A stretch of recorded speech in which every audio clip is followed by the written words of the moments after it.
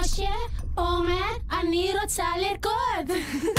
L'Averad, émission du consistoire israélite de Marseille. Marc Mimoun. Bonsoir à tous, vous êtes avec l'émission L'Averad, l'émission du consistoire israélite de Marseille, l'émission de votre consistoire. Et comme tous les mercredis, j'ai un immense plaisir à m'inviter chez vous. Vous me recevez tellement bien qu'on va faire ça de manière régulière. Avant même de vous présenter mon invité, j'aimerais évidemment vous souhaiter d'abord à chacun de vous toutes, chacun de vous tous, de bonnes fêtes de Hanouka, Chag Sameach Hanouka. J'espère que vous avez pu allumer vos bougies en famille avec les enfants, les petits-enfants, les voisins. Et puis comme je vous le répète à chacune de nos fêtes, n'oublions pas d'inviter peut-être celui qui n'a pas de Hanouka, celui peut-être qui n'y a pas pensé, celui qui peut-être n'a pas l'habitude. Parce que vous savez que dans le cœur de chaque juif, il y a toujours une petite flamme et c'est bien l'image de Hanouka qui est toujours allumée. Et donc peut-être que grâce à vous, grâce à une invitation, au fait de le laisser allumer une bougie, de lui offrir un petit beignet à cette personne-là, cette personne-là, et bien peut-être que vous allez rallumer carrément une belle flamme pour de nombreuses générations. Voilà, donc ne laissez jamais personne sur le bas-côté pendant les fêtes. Nous avons le droit et le devoir d'ouvrir nos portes, nos tables à chacun des personnes de notre communauté.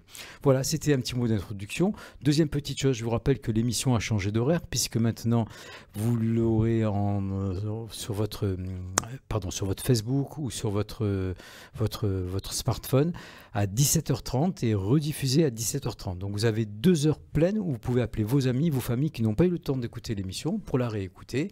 Et puis bien sûr le podcast, donc radiojm.fr sur le internet. Et là vous avez tous les podcasts des émissions précédentes et celles d'aujourd'hui évidemment. Voilà, je pense que maintenant je vais quand même vous présenter mon invité.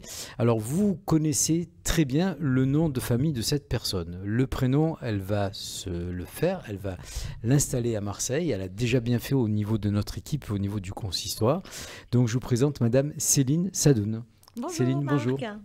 Alors pourquoi son nom vous le connaissez? Tout simplement parce que Céline est l'épouse de notre ami Tzion Sadoun, que vous connaissez tous, que nos enfants connaissent tous. Alors Tzion, Céline, moi je l'ai connu il y a très très longtemps. À l'époque, il était sur la plage en petit maillot avec une guitare. Et il faisait trembler le cœur de pas mal de jeunes filles. Oui. Ok. Et il avait ce talent, ce charisme qu'on connaît. Entre-temps, il a eu la vie qu'il a menée, il a fait Teshuvah, il a été professeur d'histoire géo à l'école Yavneh. Les enfants l'ont adoré, nous l'avons adoré, nous l'adorons toujours. Il a fait un travail énorme, au niveau de l'Ulpan, des enfants et des adultes. Et tous les deux, on vous aime comme vous êtes. Voilà. Merci Marc. Alors Céline, je vais te laisser te présenter. Juste un petit mot. Ne l'agressez pas, elle vient de Paris. Voilà, c'est une ancienne parisienne néo-marseillaise. Mais j'ai changé ma plaque d'immatriculation. J'ai mis une plaque d'immatriculation 13. Sur ma voiture, ça me paraissait plus sage. Je ne sais pas si c'est courageux ou l'amour pour Marseille, en tout cas, c'est très bien fait. Oui, c'est l'amour pour Marseille, tout à fait. Alors Céline, d'où tu viens? Comment tu as pu débarquer, atterrir à Marseille et en plus donc au sein du consistoire, une femme comme ça qui débarque au consistoire, c'est quand même innovateur. Oui, je m'étonne moi-même, mais voilà, c'est ce que Hachem décide pour nous, nous le faisons. Eh bien, effectivement, j'ai épousé Tzion Sadoun il y a maintenant 1 an et demi. C'est ce qui m'a fait venir à Marseille, c'est Tzion. Voilà, Je croyais que c'est le consistoire, je suis un peu déçu. Non, je ne peux pas mentir, c'est quelque chose que je ne sais pas faire, mentir. Donc, j'ai eu la chance de vous rencontrer, vous, les administrateurs du consistoire israélite de Marseille. Nos échanges nous ont poussés à réfléchir ensemble, à travailler ensemble sur le devenir du consistoire, qui est un sujet national. Et bien voilà, vous m'avez proposé de prendre la direction du consistoire à partir du mois de janvier, puisque Eli Bérébi prend sa retraite, une retraite, je crois, bien méritée après de très très nombreuses années d'excellents et loyaux services au service de la communauté. Et donc, j'aurai le privilège de prendre sa suite. Voilà. C'est pas facile parce que Lulu c'était quand même un personnage avec son charisme, avec ses qualités, ses défauts comme chacun de nous, mais c'est un garçon, un copain, un ami même je dirais, avec qui on a beaucoup travaillé et évidemment ça va être bizarre pour lui, je pense aussi, de dire au revoir au 117 rue Breteuil. C'est jamais Mais simple. de toute manière, il sera toujours chez lui, chez nous, quoi. Il sera chez lui. Absolument. Oui, oui, je crois que chaque juif à Marseille est chez lui au consistoire. Tout à fait. Donc, Élie en premier chef, ça me paraît évident. Voilà. Alors, Céline, 2-3 petites questions. Alors, la première, puisque tu viens de Paris, donc à Paris, tu n'étais pas complètement impliqué dans la communauté, puisque tu as travaillé au Club Méditerranée, tu as fait beaucoup de belles choses. Oui, tout à fait. Et donc, un chemin, un parcours, on va dire, assez ouvert, assez généreux. Tout à fait. Donc, comment ce passage donc, de toutes tes activités, avec un choix, en dehors de ton mari, évidemment, que nous respectons, ce choix de venir travailler comme ça, te donner cœur et âme pour la communauté juive de Marseille? Alors, j'étais quand même très impliquée à Paris. En 3 minutes, je vais vous raconter mon parcours. Comme ça, vous saurez tout. Et voilà, tout Marseille sera au courant. Moi, au départ, j'ai fait des études de droit. J'ai eu un doctorat en droit social. Et pendant plus de 12 ans, j'ai fait du conseil en ressources humaines. Mon métier, c'est les ressources humaines. DRH. Voilà. Et donc, je suis maintenant, depuis plus de 20 ans, directrice des ressources humaines. Je l'ai été pour le Club Méditerranée, une entreprise complètement juive, tenue par Monsieur Trigano. Voilà. Ça a été racheté par la suite. Et après, ça a été racheté tout à fait par un Chinois. Donc aujourd'hui, c'est une entreprise à 90% détenue par un Chinois. Mais voilà, donc mon métier, ce sont les ressources humaines, les relations humaines. Et depuis 6 ans, j'étais DRH pour une très belle fondation de la communauté juive, qui est la fondation Kazib Kojazor, qui agit dans l'action sociale aussi et dans l'accompagnement de la communauté dans tous ses besoins. Donc j'étais quand même déjà assez impliquée dans la communauté et j'ai toujours eu un engagement communautaire. J'ai beaucoup accompagné mes enfants dans leur implication dans les EI, notamment. Mon fils a créé un groupe local des EI à Paris. Nous avons beaucoup travaillé ensemble. Il a bien voulu faire de moi sa trésorière et sa parent référente. Donc, il a très bien su me faire travailler. C'est un très, très bon chef d'entreprise, je reconnais. Et j'ai toujours été très impliquée aussi dans des communautés comme la Maison Moadone, qui est une maison pour les jeunes à Paris. Oui. Voilà, donc j'ai toujours bien sûr été... J'ai baigné dans la communauté, bien sûr. Et voilà. Et alors donc une question toute simple, quelle était l'image que tu avais, si tu en avais une, du consistoire israélite de Marseille? Alors, j'avoue que à Paris, c'est vrai qu'on est très très centré sur la vie juive parisienne. Il faut être honnête. Question délicate, attention. Question délicate. Mais en tout cas, mes premières impressions quand je suis arrivée à Marseille, c'est la rencontre avec une communauté d'abord très chaleureuse, très fervente. J'ai trouvé qu'il y avait une vie juive d'une immense richesse à Marseille, d'une immense multitude aussi. Il y a vraiment tous les courants de pensée religieux qui cohabitent de manière harmonieuse.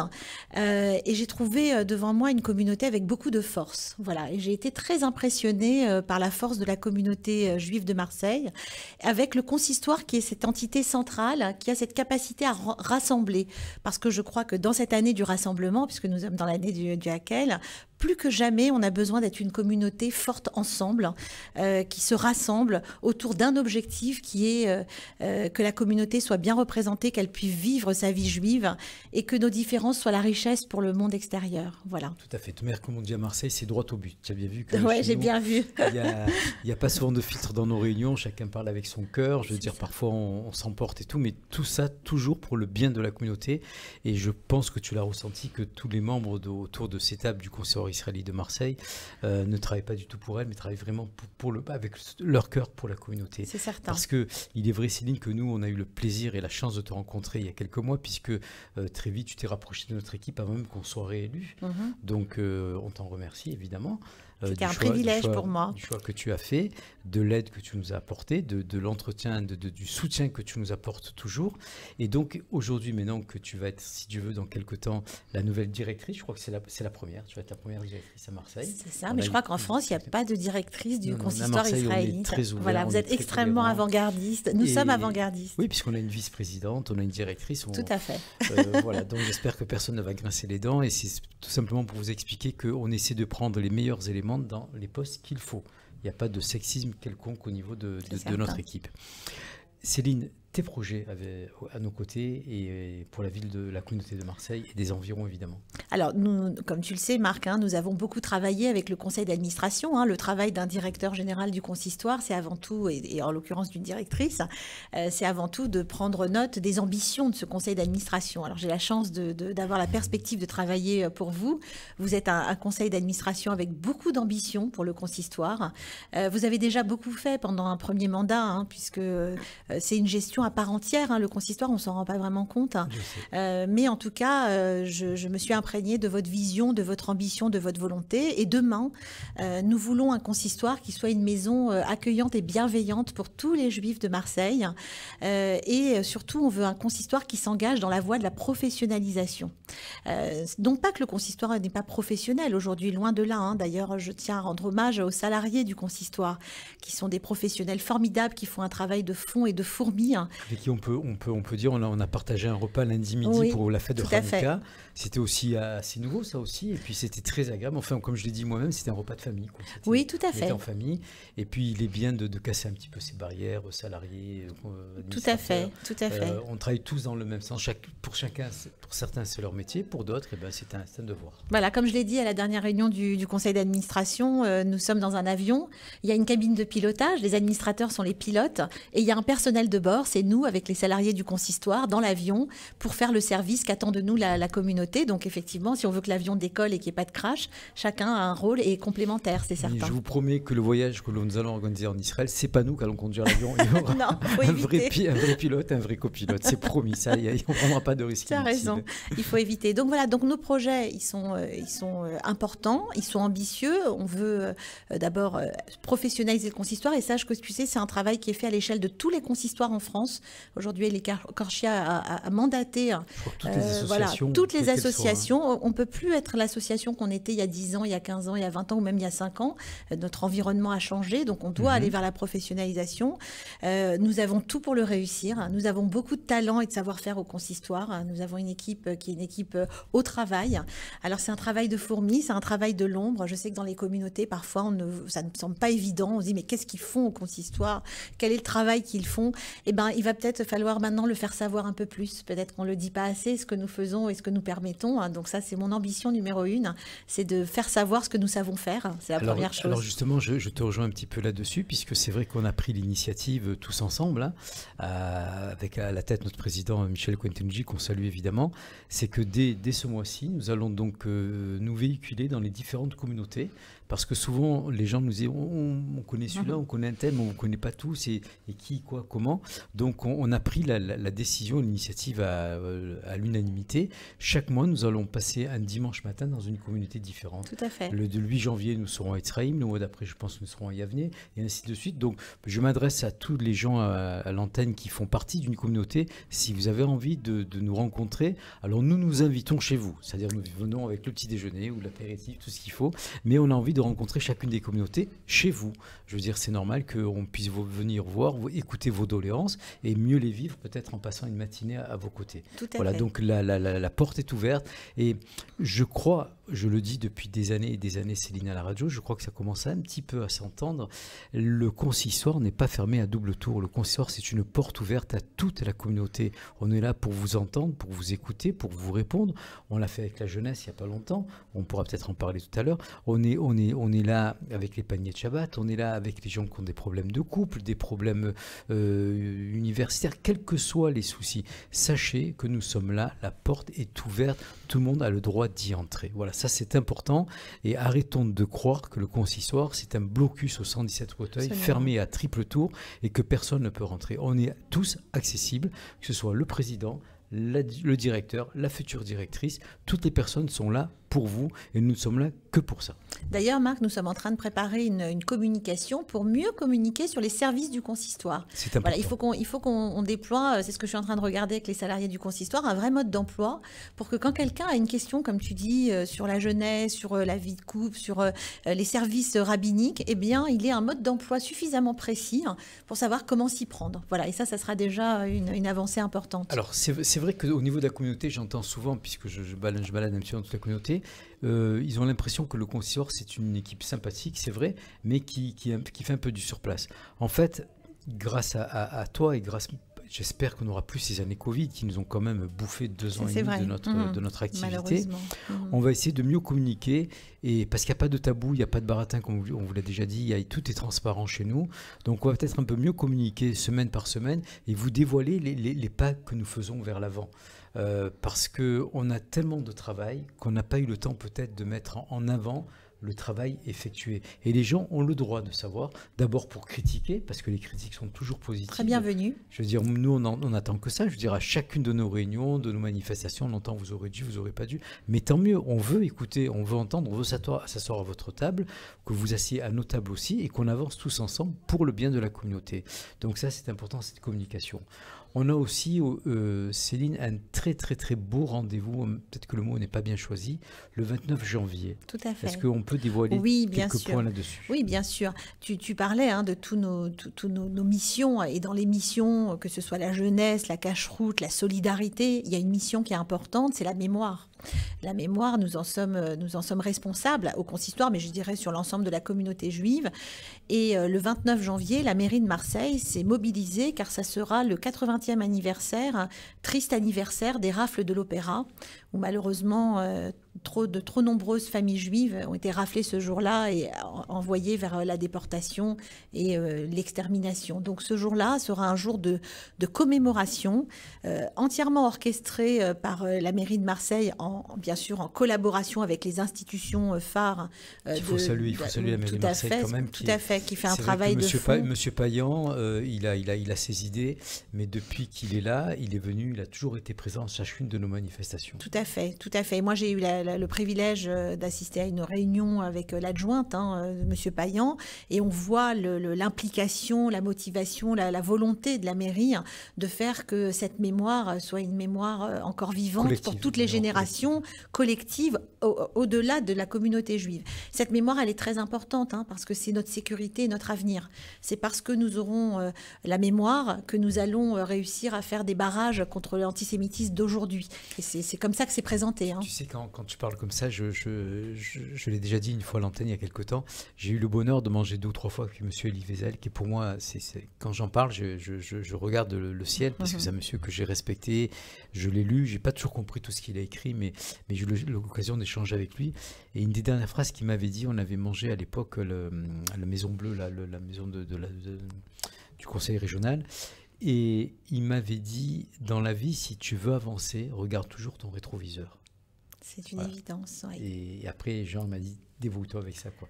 Et j'ai trouvé cette phrase exceptionnelle. Et en fait, c'est le flambeau de la mémoire. C'est ça. On ne peut pas oublier et on ne peut pas voir devant si on ne sait pas d'où l'on vient, sinon on ne pourra jamais avancer. Tout à fait. C'est la raison pour laquelle les hommes mettent les téphilines aussi tous les matins, parce que ce boîtier sur la tête, c'est la mémoire qu'il ne faut jamais oublier. Si nous oublions qui nous sommes, ce qui nous est arrivé, toute notre histoire, y compris celle de Hanouka, puisqu'on est en plein dans les fêtes de Hanouka, eh bien, nous prenons de grands risques pour notre avenir. Et donc, notre mémoire, c'est notre sécurité numéro 1. Ça, il ne faut jamais l'oublier. Et personne ne pourra nous l'enlever. Personne ne pourra nous l'enlever. Tout le reste ne nous appartient pas. Tout à fait, tout à fait. Et donc, ça sera cette journée du 29 janvier.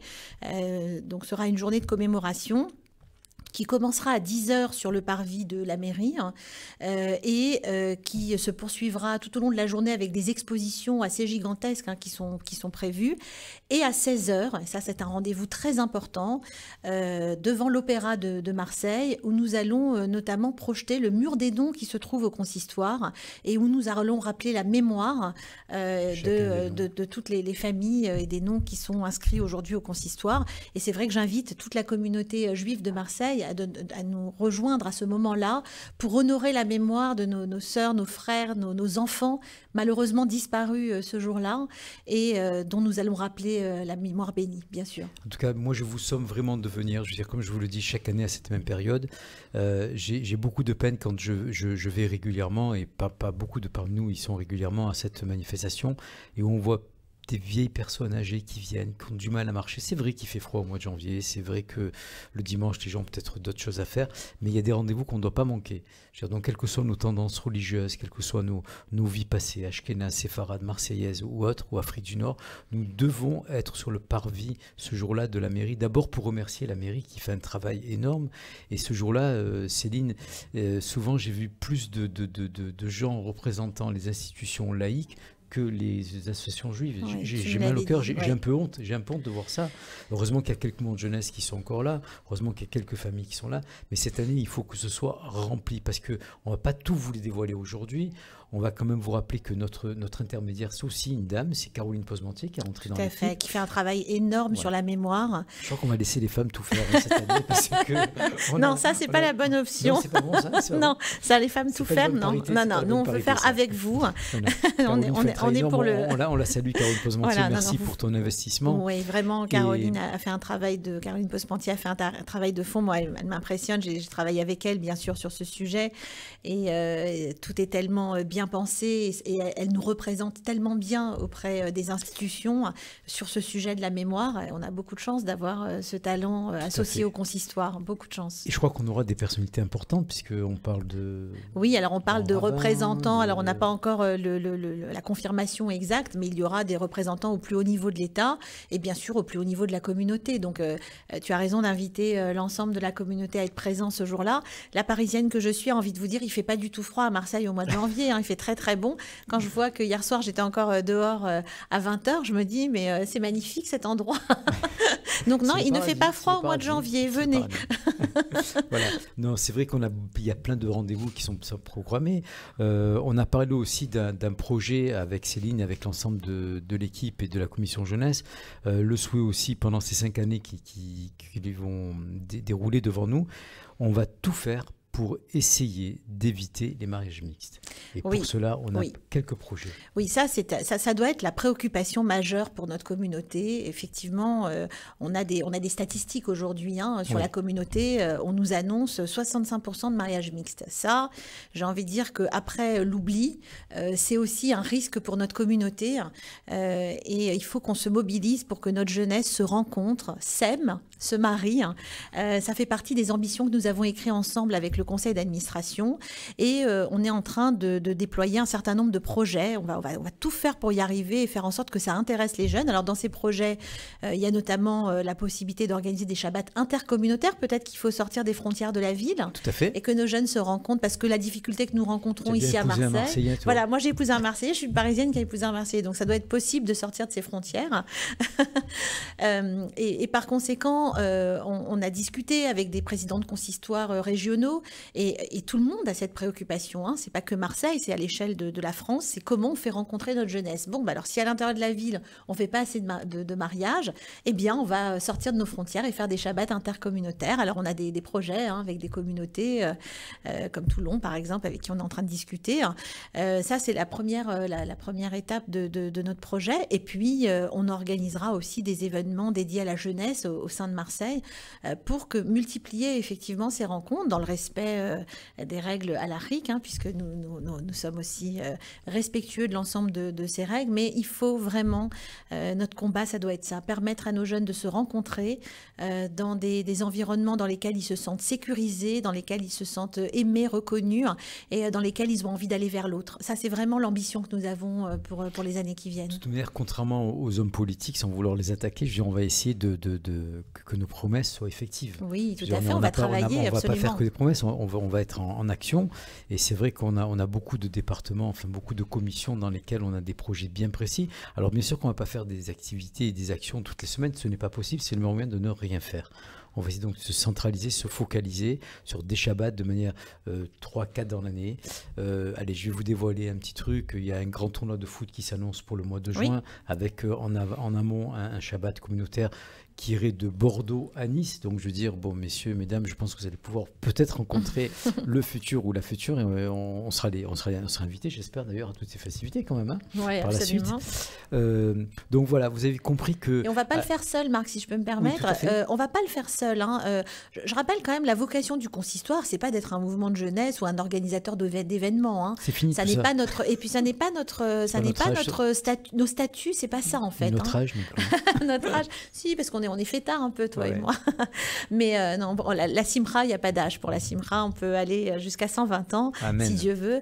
Mais en tout état de cause, l'idée, c'est pas que le consistoire devienne un organisateur ou un mouvement de jeunesse ou un organisateur d'événements. On va le faire avec le soutien des associations qui le font d'ailleurs beaucoup mieux que nous. On a de très belles associations de Bien sûr. mouvements de jeunesse que nous cherchons simplement à soutenir et à sponsoriser. D'ailleurs, il y a eu le Shabbat mondial. Tu sais, Michel a tenu, l'ensemble du conseil d'administration a tenu à financer des repas pour les jeunes, pour ces Shabbats communautaires, pour qu'ils puissent venir, gracieusement participer à des Shabbats communautaires. On en a financé plusieurs centaines. Donc, on est ravis de cela et c'est important de soutenir. De toute manière, comme l'a dit Michel et comme on l'a tous dit, je veux dire, on n'est pas là pour s'immiscer et modifier modifier des statuts d'une association. Pas du tout. C'est-à-dire que là, on a rencontré il n'y a pas longtemps les mouvements de jeunesse. Il y a des mouvements de jeunesse qui sont plus ou moins religieux, plus ou moins sionistes. En aucun moment, on veut modifier leur projet. On est là pour les aider, pour les cautionner, pour les épauler, pour les monter peut-être un petit peu plus haut qu'où ils ne sont par un manque de communication, de moyens ou de locaux, plein de choses comme ça. Enfin, on va pas développer tout ça aujourd'hui.